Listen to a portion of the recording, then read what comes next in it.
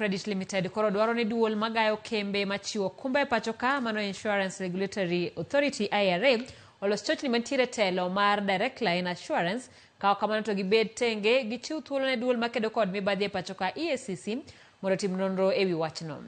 E duoko margi kotude kod milome ma IRA nogolo e chak jumani, kambi mar Royal Credit Limited koro wacho ni IRA osemiyo oketh chike mathoth magayo kembe mag okumba kata Insurance Act kochakore higa mar 2012.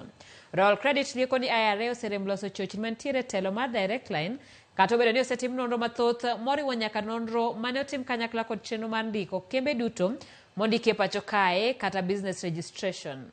Royal Credit wacho ni IRA ok nyal chwalo tije ne migepe moko mag sirikal nikech gin kod ting' mar loso chochni go ka giluwo lai makare mowinjo gitigodo. Royal Credit bende wacho ni IRA ong'eyo maber lai mar telo margi kaluwore ni osebed kitimo nonro mathoth moriwo mano mane IRA otimo kanyakla kod BRS. Bende giwacho ni IRA owinjo ndikne BRS ka gilero adiera ewi telo margi ka bende gikwayo mondo los chochni mantiere oboke mar CR12.